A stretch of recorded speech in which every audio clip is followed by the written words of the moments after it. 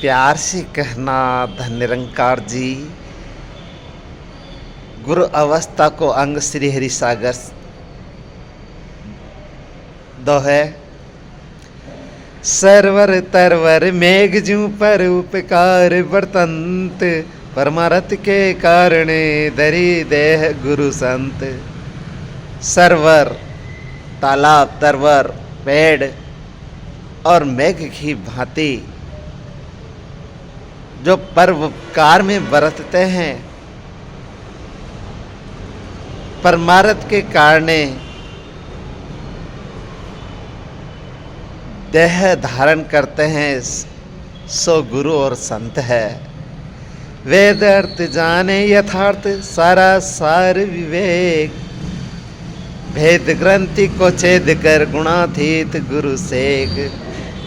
वेदों का अर्थ जानने वाले, यथार्थ विचार करने वाले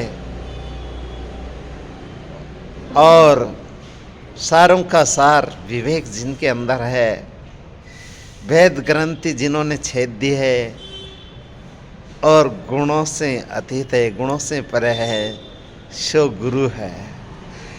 विशेष पद आत्म सदा चहे ब्रह्मा विष्णु महेश, तापद माही स्थिति सदा सो गुरु हमेश, सो सतगुरु हमेश। विशेष पद आत्मा ब्रह्मा विष्णु महेश जिसको चाहते हैं उस स्थिति में स्वयं है, हमेशा कायम है, सो सतगुरु है। शब्द ब्रह्म पर ब्रह्म को जाने यथार्थ भेद, आप स्वरूप कर से को अग्नि रुकाष्ट अभेद। शब्द ब्रह्म और ब्रह्म को जो जानते हैं, जो यथार्थ भेद बताते हैं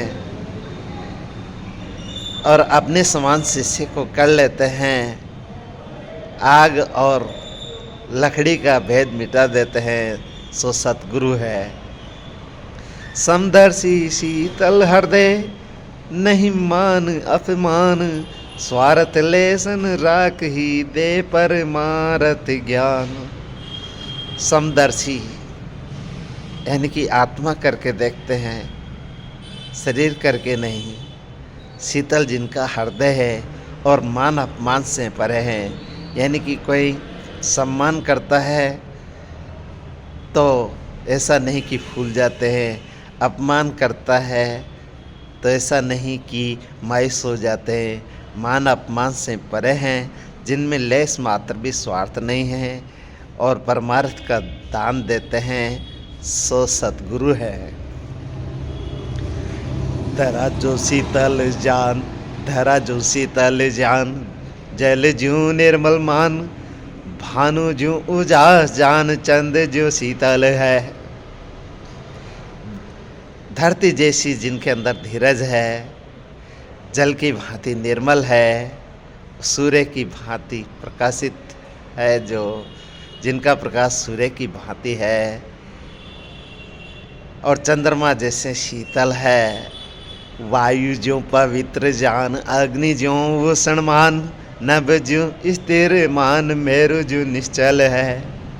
जो वायु की भांति पवित्र है, अग्नि की भांति उष्ण है और आसमान की भांति स्थिर है और पर्वत की भांति जो निश्चल है।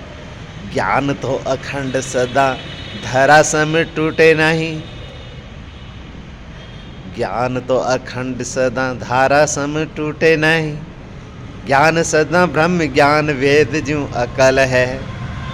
जो सदा ब्रह्म ज्ञान देते हैं और वेद जिनके अंदर कूट कूट के भरे हुए हैं, ध्यान जिनका सदा अखंड है, एक ब्रह्म परमात्मा में स्थित है। जीव इस भेद छेद काटे चिद जड़ ग्रंथि, ब्रह्मनिष्ठ गुरु जाने वेदादि निकल है। ब्रह्मनिष्ठ गुरु को जानो जो जीव ईश्वर का भेद मिटा चुके हैं और जिन्होंने चिद ग्रंथि को छेद दिया है, सो सतगुरु है। गुरु की महिमा तो गोविंद से भी अधिक है। ऊपर के दोहे की ओर ले चलता हूँ वापस। समदर्शी शीतल हृदय, नहीं मान अपमान स्वार्थ, लेसन राख ही दे परमारथ दान। जो समदर्शी है यानी कि शत्रु और मित्र में एक ही भाव रखते हैं, उनके संतों का भी ऐसा भाव बन जाता है। आज ही की बात बताऊं, स्टाफ की एक विकलांग लेडीज को दास ने बिठा लिया कि बेचारी इतनी दूर जाएगी, तो बाइक पर बिठा लिया। उसका पति आता है तो डायरेक्ट क्या कहता है, तुमने क्यों बिठाया, तुम्हारे ऊपर छेड़छाड़ का आरोप लगाऊंगा। ये वो पत्नी बेचारी अच्छी थी, उसी को टोकती रही, लेकिन दास को फील हुआ कि मेरा तो कोई ऐसा भाव नहीं और बेटी की उम्र की है और ऐसा कोई भाव नहीं, फिर भी इतना कुछ सुनना पड़ रहा है। शायद मैं बोलूं तो बात और बढ़ जाए। मैंने यही कहा, माँ भैया क्षमा करना, आगे से नहीं बिठाएंगे। कहने का भाव ये है कि उसने अपमान किया, लेकिन दास मुस्कुराता रहा सतगुरु की सिखलाई के अनुसार कि कभी कभी जीवन में ऐसे दिन भी आते हैं जब हमारी कोई गलती नहीं, फिर भी हमें बिना गलती के अच्छा करते हुए भी सुनना पड़ता है। तो अपमान का ज़्यादा मलाल मन में नहीं हुआ, ज़्यादा मन मायूस नहीं हुआ। थोड़ा झटका तो लगा, लेकिन दूसरे पल सतगुरु का ज्ञान याद आ गया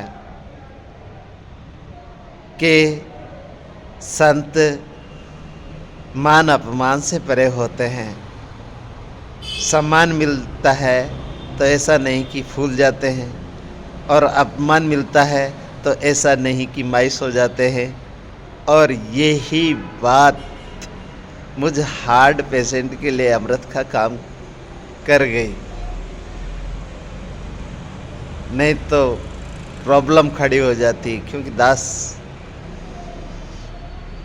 कुछ बारीकी से सोचने वाला है। तो सतगुरु समदर्शी होते हैं और अपने शिष्य को भी समदर्शी बना देते हैं। मान अपमान, लाभ हानि, जन्म मरण में एक जैसा रहने का ज्ञान सतगुरु देते हैं कि जीवन में ये सब तो होते ही रहते हैं, लेकिन इनमें ध्यान सतगुरु के ज्ञान का रखना है। अगर ध्यान है तो फिर हम इन सब चीज़ों से उबर सकते हैं, हानि लाभ जन्म मरण से, यानी कि इनमें ज़्यादा मायूस नहीं होंगे। अगर गुरु के ज्ञान पर हम ध्यान धरते हैं तो इन्हीं शब्दों से दास समय याचना चाहेगा। गुरु अवस्था का अंग पाउन चरणों में रखा। दास की जबान भी थोड़ी लड़खड़ाती है, मिस्टेक है। अगर किसी को कोई बात अप्रिय लगी हो या ये बात अप्रिय लगी हो तो क्षमा कर देना जी, प्यार से कहना। धन्य निरंकार जी।